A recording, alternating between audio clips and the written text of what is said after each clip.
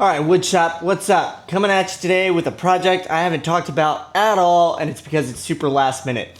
My buddy Nick, who's gonna be here in just a minute, wanted to build some cedar planters. And so we looked all around. Obviously, you got your kind on Facebook that are built with like cedar fence pickets, but that's not what we're doing today. We went ahead and we bought some 8-quarter, about 191 board feet, honestly, of cedar lumber. We're gonna mill it down and we're gonna build 4x3 by 1.5 foot tall cedar raised garden beds. So super excited, should be a super cool project. I'll show you the amount of lumber here. It's pretty crazy. We're gonna get to milling it down and then we're just gonna go through the process. You see the design up here on the screen now, and then the plans for actually how it's laid out, and in between is the amount of board feet required. So that's how I got it. As always, if you want these are not your average planters, but they're the investment. They're what's gonna last, and I'm happy to release them. Let's get to building.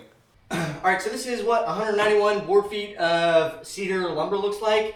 Most of it's 8-quarter. Some of it is thicker. I think on the ends it's all 8-quarter. So some of the middle pieces of this are definitely like 9 or 10-quarter. So it'll be a little bit of a strain on the planer and the joiner today, but I'm hoping it goes relatively easy. So I'm gonna fast forward through a majority of this milling process, since you've seen me do that 1,000 times, and I'll link all the videos, how to joint 101 and how to use a planer, all that good stuff on the screen now. All right, let's get after it. All right, so for our first set of boards, as you can see on the screen now, we're gonna do the 4-foot pieces that we're gonna need for the sides. So we need 6 in total. I'm gonna take 2 per 9.5 foot board. And if you remember from my how to joint video, you need to leave excess on either side. So I can't just cut a 4-foot piece of this rough lumber. Otherwise, when I go to joint it, surface the faces of it, it's gonna taper at the ends. It's just a natural consequence of using a joiner. So I don't know how much this new joiner, since I've never used it before, is gonna taper the ends. So I'm gonna leave, let's see, this is 4 foot 6 inches, 3 inches on each side of my 4 feet, and I'll see how much it tapers, and then I can gauge for the rest of the build. But we're gonna go ahead and break it down.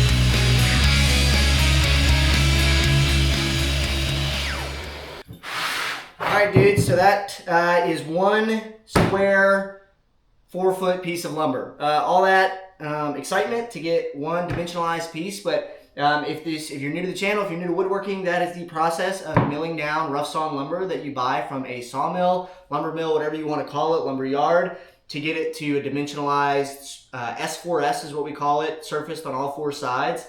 Square piece of lumber that you would buy from a big box store. So a little bit of effort, but I think we did the math right. And for 191 board feet at 8 1/4, it would have cost, what did I tell you, 13 or easily. Yeah, it was like $1,300. And I think if we had paid $4 a board foot and we bought it, it would have been like $400. So essentially saved $1,000, and Nick got a little bit better of a deal even than that. So that is why the milling process can save you so much money. But you guys came to learn about building a planter, not milling wood. So let's go ahead. I'll mill down all the rest of these pieces, and then we'll start assembly. All right, so it's a day later, and we have all of our cedar milled down to the correct dimensions to build 1 planter. So we have to do this process times 2. But we're gonna go ahead and assemble the first planter. So we've got our 3 4-foot boards here by about 6 inches. Overall length coming to 16 3/8. We were shooting for 18, but some of my boards weren't wide enough from the mill to get them all to 6 inches to get that 18th inch.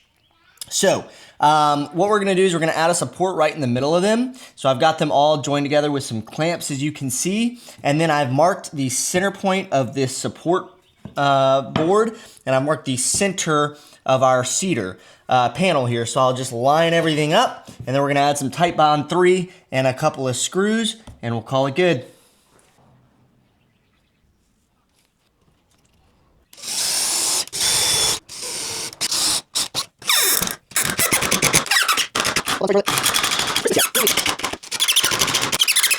So for the other panel, you'll see that I pay more attention to this, but I should have paid more attention to which side of the board was going to be facing outwards because I got these nasty knots in this side. That's okay, no big sweat. Okay, I also should have put these supports on first. These are the corner pieces, half of the corner piece. So that would have made more sense. But for the first side, we added some supports underneath to keep it level while we attach these guys. Yeah, sure.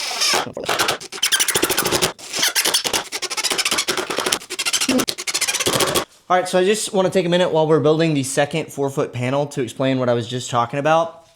So as you can see, this panel is sitting flush against the table, and I'm going to put both of the supports here for the outside corner piece. You can see it on the screen now when I'm talking about the green pieces.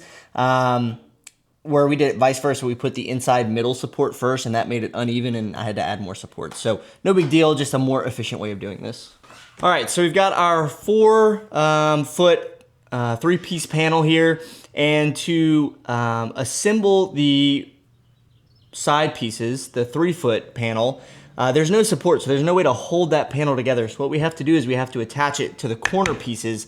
So as you can see, we've already got our green corner pieces, if you see the design now. Now we're gonna attach the red to the panels so that we're able to put our 3-foot panels right on them.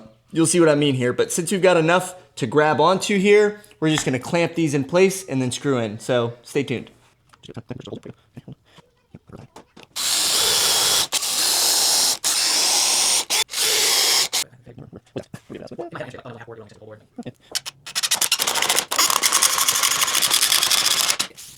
All right, so we've got our 2 4-foot panels made with all the supports and the corner pieces in place. So now we need to attach the 3-foot panels for the sides.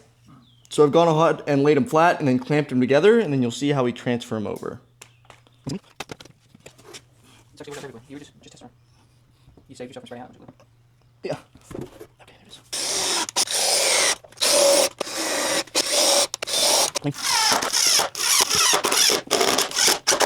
All right, so we got our box built. It's within 1/8 of an inch square, which is great. So happy with that, especially with some imperfect milling. So yeah, really happy. All right, next thing we gotta do is we gotta do our mitered corners for the lip that goes over this box to really kind of seal it and make it look real nice. I've never done this before, so here's what I think we need to do. We take the measurement from this corner to that outside corner, which we got to be 50 and 9/16.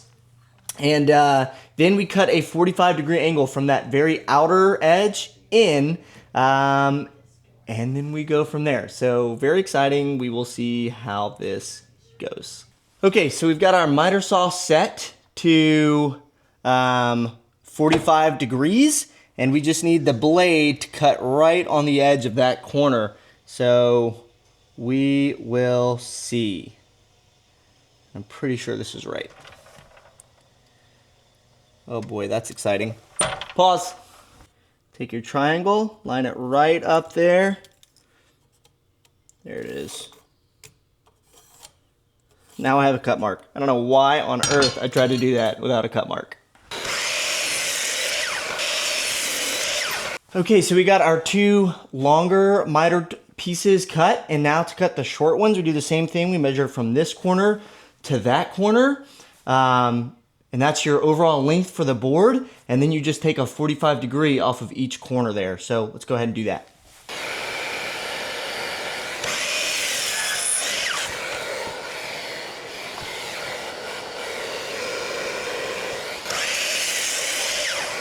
All right, so we've got all of our mitered pieces cut. Now to glue them on, we're gonna do one at a time. We'll do the 2 sides at a time. So what we did is we went ahead and took some of our scrap cutoffs, raised this thing up so that I can get clamps to clamp the mitered corner down from the top to the bottom. We'll add some glue and some wood screws and we'll call it good. There's one there, here, and over here.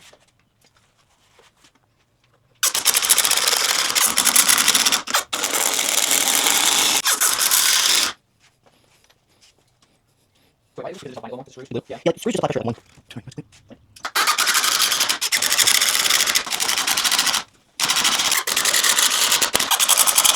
All right, guys, that is it. So we, in a weekend, have got one 4x3 planter made.